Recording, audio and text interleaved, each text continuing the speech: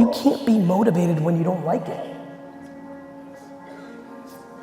I got D's and F's my whole life because I fucking hated school. Like, I'm telling you, man, the world's got it upside down. The quickest way to buy the things that people think they want is to like what they do. But everyone thinks it's the other way around. Let me chase the money, then I'll have it, then I'll be happy. You are very wrong. Because I know unlimited, miserable as fuck millionaires.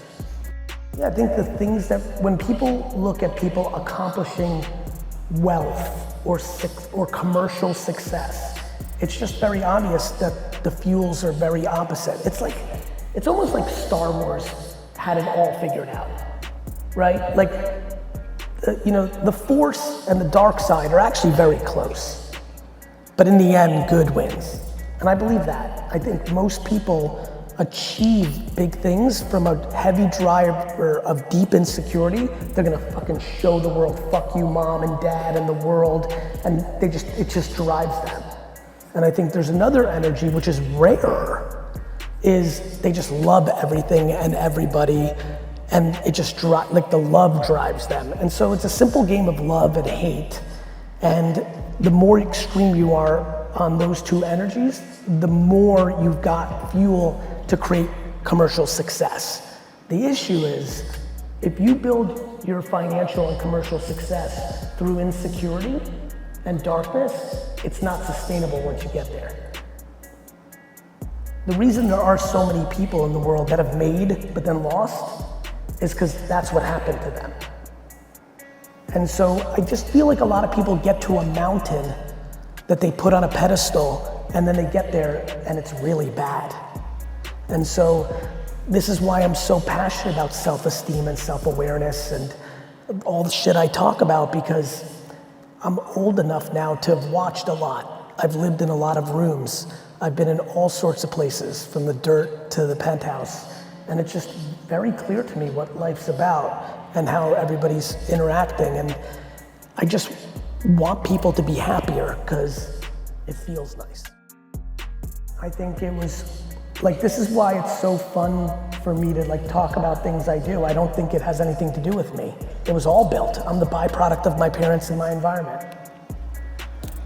When people are like, Garyvee, you're awesome, I'm like, cool. Like, when people are like, I'm super detached from Garyvee. What did I do? I didn't have sex that night, my parents did. Right? And then my parents made me, my parents groomed me. My mom is an all-time human being. The number one challenge for everybody in this room as a parent is, are you willing to build self-esteem into your children without it becoming delusion? How do you make somebody confident but not entitled? How do you make somebody feel like they can be anything while having humility? That's some fucking gangster shit. And Tamara Vaynerchuk did that with ease with me. Then there was also the compounding fact that we got to leave the Soviet Union, we came to America, I was an 80s baby, I don't know if my mom was parenting me today in this new world where parents are all up in their fucking kids' shit, would I be the same person? Because the other thing that made me was not Tamara. It was the streets of Edison, New Jersey.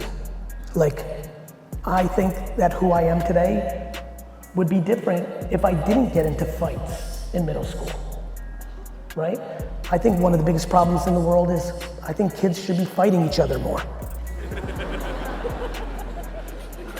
I'm not joking. I think we're over-coddling our children so much that I believe my epic trilogy of fights with Oded Weinstock in Edison, New Jersey in the 80s shaped me. I grew up, the reason everyone's talking so much shit on social media is when we talked shit in the 80s in New Jersey, somebody might punch you in the fucking mouth. So you were conscious of the shit that came out of your mouth. Now everyone's a fucking keyboard warrior and thinks they're a fucking tough guy.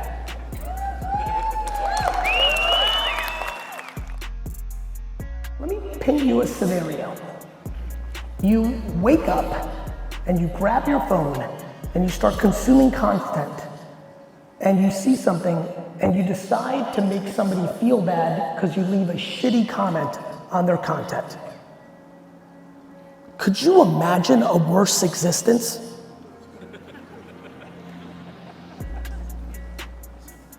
It's simple.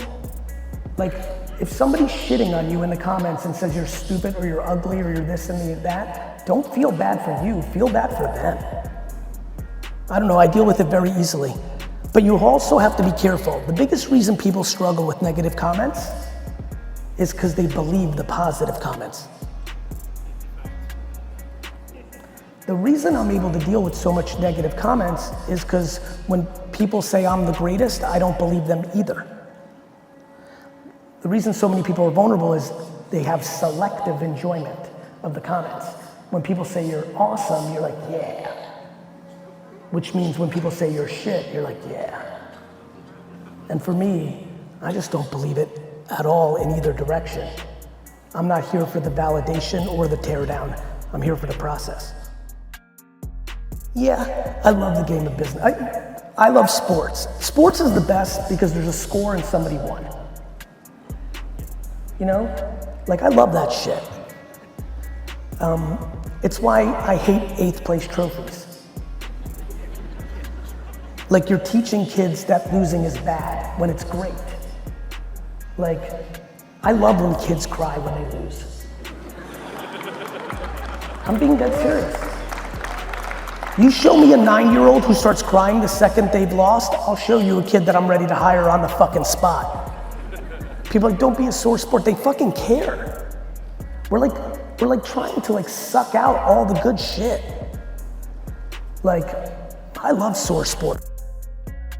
Show me a kid that loses and then pushes the other kid, I'm like, that kid's got it. Don't reprimand them, clap for them. I really believe in some of these dynamics. I like competition, but if you love the game, like, one of the things that's interesting about loving the game the way I do, you have to love it more than your own self. This all leads to the thing I spend a lot of time on, which is we are living in the greatest era of non-accountability of all time. It's the algorithm's fault, it's your parents' fault, it's the government's fault. When the fuck is it your fault? The single reason I'm happy every day is I think everything's my fault. I'm being dead serious. If I'm unhappy, I can do something about it. You're mad at the government? Move.